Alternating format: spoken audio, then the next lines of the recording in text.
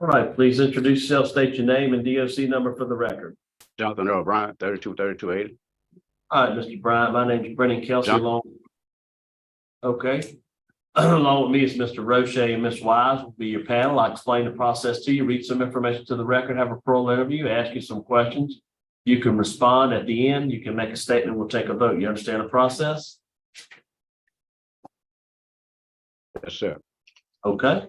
And we have Mr. Jerry Bryant, that'll speak at the appropriate time, Vanessa Jackson, Cheryl McVeigh, of course, Andrew, I see Carrie Myers here, Robert, and Mr. Lancaster, would you like to introduce your student? Yes, Mr. Kelsey. I'm Robert Lancaster with LSU Parole and Reentry Clinic, here today representing Mr. Bryant. With me is Mecca Hussamadeen. She is a third-year student at the LSU Law Center. As a second-year student, she represented Mr. Bryant, or she assisted Mr. Bryant during the clemency process. She's here today to assist him through the parole process. She's worked with him, preparing him for the hearing. She's not certified under Louisiana Supreme Court Rule 20, but she is prepared to make a statement on his behalf at the conclusion of the hearing if the committee deems it appropriate. Okay, thank you. And then we have Miss Lakeisha Adams, that'll be on phone. We have Tamika White, Michelle Sparks is with Tamika, I think. No, is Michelle Sparks there, or Scott? Is the DA Scott Parole there? Doesn't look like. Their cameras, they're on their cameras. Okay, is Mr. Parole, are you there? Or Miss Sparks? Okay, we do have Tamika White. We'll let Tamika speak at the appropriate time. All right, Johnathan Bryant, DOC number 323280, your first class offender. Parole eligibility date 5/17/2023, good time 11/10/2028, full term 5/5/2067, 75-year sentence, second degree murder. And you had a commutation of sentence signed by the governor on May 17th, 2023. Does that sound correct? Yes, sir. Okay. Yes, sir. All right. Would you answer Mr. Roche's questions, please? Good morning, Mr. Bryant. How are you? Good morning, Mr. Bryant. All right. Good morning. How are you? Good, Mr. Bryant. We saw each other in March of this year. You had a partner hearing and got a recommendation from the partner board, and that recommendation was signed in May of this year. So tell us what you've been doing since your partner hearing in March of 2023. I've joined Alcoholic Anonymous AA group. I've got a job change to CDC warehouse. I've also got 2 certificates and for that, and with training with forklift operation.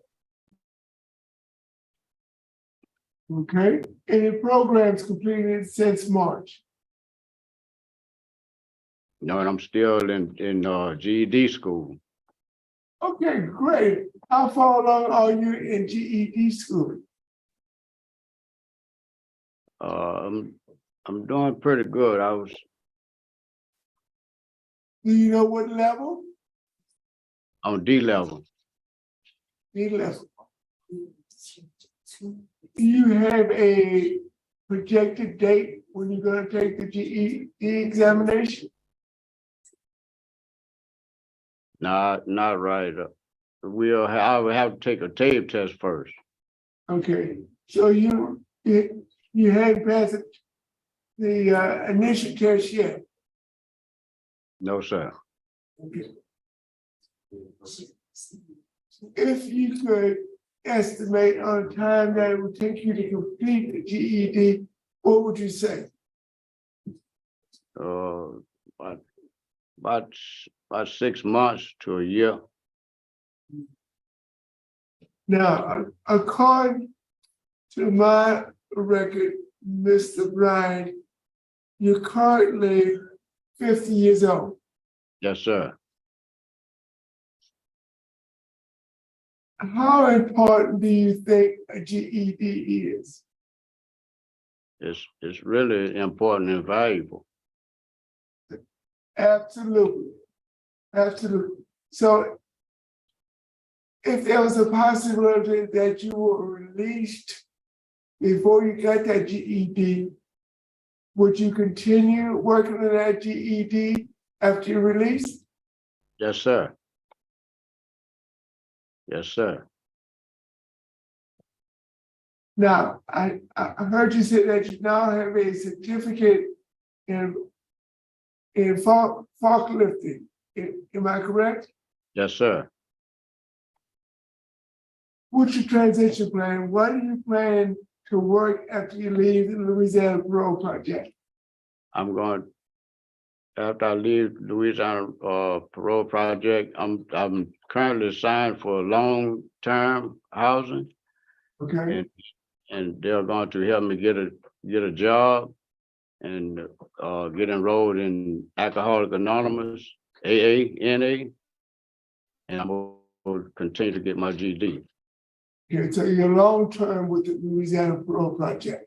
Yes, sir. How about your disciplinary conduct in the last 12 months? I haven't gotten any write-ups, sir. When's the last write-up you had? My last disciplinary report was 2016. I want to say. So we're talking about 7 years ago. Yes, sir. Juan Falco, do you have any comments, observations, or remarks? He continues to have his Class A trustee status. Prior to working at the CDC warehouse, he as well worked at our Camp J lakefront, which is an outside job. And there's, as far as supervision, those guys are on their own with just supervision by roving security. It's a job of trust, as well as with the CDC warehouse right now, because he's responsible for a lot of stock in those areas. So it's a trusted position that we've got him in. Thank you, Warden. Mr. Chairman. All right, thank you, sir. All right, we'll hear from Andrew Hunley. I'm sorry, Kerry Myers. I'm the better looking one, Mr. Kelsey. Good morning, Kerry Myers with the Louisiana Parole Project. We've supported Mr. Bryant through his clemency process. We continue to support him now that his commutation has been signed by the governor and he's parole eligible. We are prepared to provide Mr. Bryant with long-term support, long-term housing. Our employment team will work with him to find him suitable and living wage employment. He will complete our programming, our transitional programming, obviously first, where he'll go through the skills training that he needs during this transition. Based on his overall record, we feel that Mr. Bryant is an excellent candidate for success, and we just ask this board to grant his parole today. All right, thank you. All right, Sherelle McVeigh. We're going to make a brief statement. Are they on? Okay, Sherelle, can you hear me? She's All right, can't hear you. We'll go to Jerry Bryant. Yes, Mr. Bryant, yes. You can stay sit down. seated, they can see you. Okay, right there, yes, sir. Well, I'm gonna keep this short. As I was driving here today, I thought about Johnathan, which is my cousin, growing up. But also there was a couple of songs that came on the radio as I was driving up. And one was Never Could Have Made It. And I thought about Jonathan just being here, 30+ years. And, you know, that was amazing to me to get a mindset in order to be here for that long and to cope. I've been many places, done many things, but to do what he's done, he's my hero. And just doing this and preparing to take the next transition. The other song was just, you know, the things that he has to do going forward, I think is going to be the best that he's done in the past. I mean, from his, I've watched him from a kid, going to a teenager, a young adult, but now at this age. Every time I have a conversation with Jonathan, it is at a real deep, high level in the things that he wants to do. And I think we're getting ready to see the best out of him. So I'm here today just to support, and I'm very proud of him. All right, thank you for your comment. Now we'll hear from Miss Tamika White.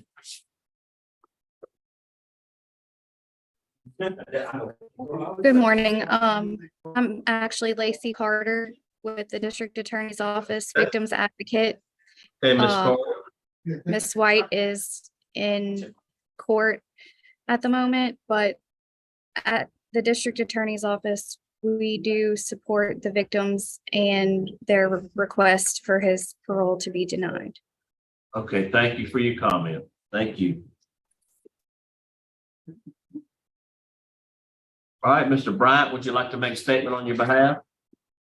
Yes, I would like to, first, I would like to thank you all for giving me the opportunity to be here. And I would like to apologize to the victim's family, you know, that I'm very sorry for what happened. And I regret what happened, as well as to my community and to my family. And I can only, you know, apologize and be sincere that I really regret what happened. And if you all was to grant me parole, I would never hurt anyone. If I can't save a life, I will never take another person's life. I would always try to help someone else and stay in and do positive things. And try to encourage somebody to be positive and be better, make better decisions in life. All right, thank you, sir. We'll go ahead and wrap up. Becca? Honorable committee members, as Mr. Johnathan Bryant comes before you today, he is deeply burdened by the remorse that weighs heavily upon his heart and appreciates this opportunity to share with you who he is today. At the tender age of 19, when he first entered these walls, he saw it as the end of an era, the shattering of dreams, and the crushing of hope. Today, at 50, he looks back on those initial moments, not as the termination of life as he knew it, but as the genesis of a profound transformation. The past 6 months have only further shown Mr. Bryant's dedication to being the best person he can be. With Mr. Bryant additionally completing the substance abuse program, the array of programs he has participated in has armed him with the tools to steer his life down a more virtuous path. Mr. Bryant has strived to maintain a low write-up record of just 9 write-ups in a span of 30 years. His dedication to adhering to institutional rules mirrors his commitment to uphold societal norms and laws. After receiving Employee of the Month in August of 2023, he has had the overall privilege of assuming roles of mentorship and service, leveraging his experience to guide and inspire others. Mr. Bryant has a low Tiger Risk Needs Assessment score representing a minimal risk of recidivism, and at the determination of this honorable committee, can walk out of the Louisiana State Penitentiary into Louisiana's Parole Project program of resourceful classes and essential mental and emotional support with stable employment and long-term housing. He can walk out as the man who will continue his sobriety journey through weekly Alcoholics Anonymous meetings, active participation in the church, and complete his GED as the man that has been rehabilitated. The past 3 decades have not been in vain. Every day has been dedicated to self-improvement in an earnest attempt to distance himself from the grave errors of his youth. March 27, the day of his pardon hearing, was a somber remembrance of his mother's passing. Today, he has a chance of a reunion with his 30-year-old son. In addition, we have facts over 4 certificates Johnathan has received since the pardon hearing in March, 2 of them being Alcoholics Anonymous and 1 of them being the Employee of the Month. With family and friends support behind us and on Zoom, Mr. Bryant comes before you a transformed man. Mr. Johnathan Bryant believes in the power of redemption, and he yearns for the opportunity to prove that he is worthy of a second chance. I pray you grant Mr. Bryant parole today. Thank you. Thank you. Panel prepared to vote? Mr. Roche? Yes. Mr. Bryant. Based upon outstanding remarks by Warden Falcon, your classification is a trusted Class A trustee, a good transition plan with the Louisiana Parole Project, excellent disciplinary record. My vote is to grant your early release under the following conditions. First, you have a curfew from 9 p.m. to 6 a.m. You must attend at least 3 NAAA meetings a week. I'm only going to give you 2 hours of community service a month because I want you to complete your GED. And that is a condition of your parole. You must enroll in the GED program and complete that program. Good luck. Ms. Wise? Mr. Bryant, I too want to commend you on the work that you've done, even before you ever thought there was going to be a parole hearing or a pardon hearing. So my vote is the same for the same reasons. Best wishes to you. Right, you have 2 votes to grant. I also am going to vote to grant your parole for the same reasons as stated. You'll have a curfew from 9 p. to 6 a, NAA 3 times a week, 2 hours of community service per month, complete your GED, and no contact with the victim's family. 3 votes to grant, your parole's been granted. Good luck to you. All right, thank you all very much.